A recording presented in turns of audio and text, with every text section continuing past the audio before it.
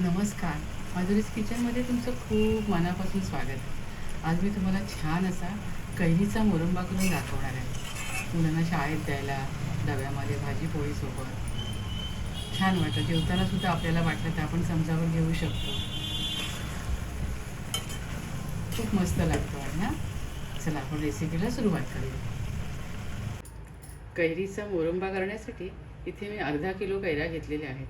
त्या कैऱ्या स्वच्छ पुसून घेतल्यात. आता मी या सोलून किसून घेते. इथे कैऱ्या सोलून झालेल्या आहेत. आता मी ह्या कैऱ्या किसून घेते. त्या प्रकारे किसणीवर अशा प्रकारे किसून घेते.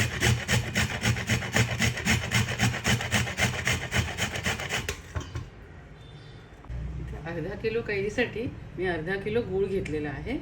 गूळ आपण याच्यामध्ये मिक्स करूया.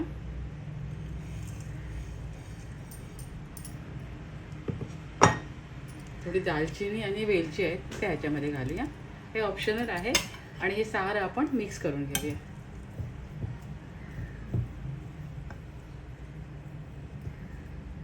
इथे कैरी आणि गुळाचं मिश्रण मिक्स करून आता गॅसवर ठेवलं आहे.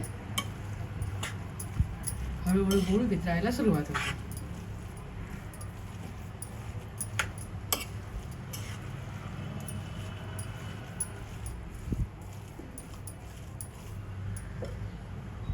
यामध्ये आपण थोडंसं रॉक सॉल्ट घालूया.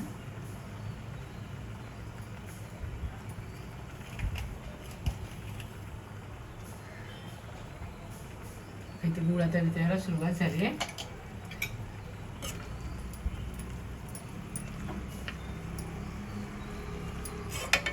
अजून एक 10 मिनिटं लागतील.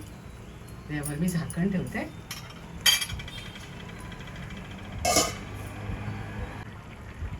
ते 10 मिनिटासाठी मी झाकण ठेवलं होतं, पण मध्ये मध्ये दोनदा येऊन मी चेक केलेलं आहे. आता आपला मुरंबा होत आहे.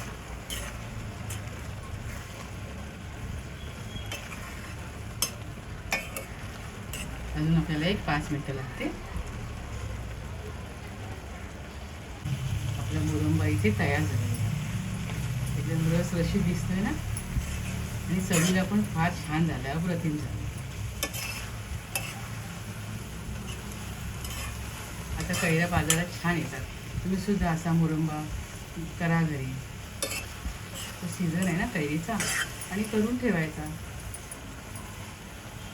फ्रीजमध्ये तर बराच दिवस टिकतो, आणि बाहेरही आपण याला पाण्याचा हात नाही लावला, झाकण व्यवस्थित बंद केलं तर बाहेरही हा मुरंबा चांगला टिकतो.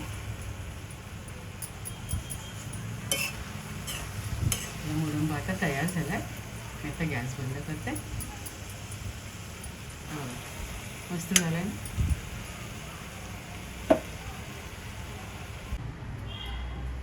इथे छान असा कैरीचा मुरंबा तयार झाला आहे. तुम्ही थंड झाला की काचेच्या बॉटलमध्ये भरून ठेवा. अशा प्रकारे तुम्ही पण छान मुरंबा करून खा, मुलांना द्या.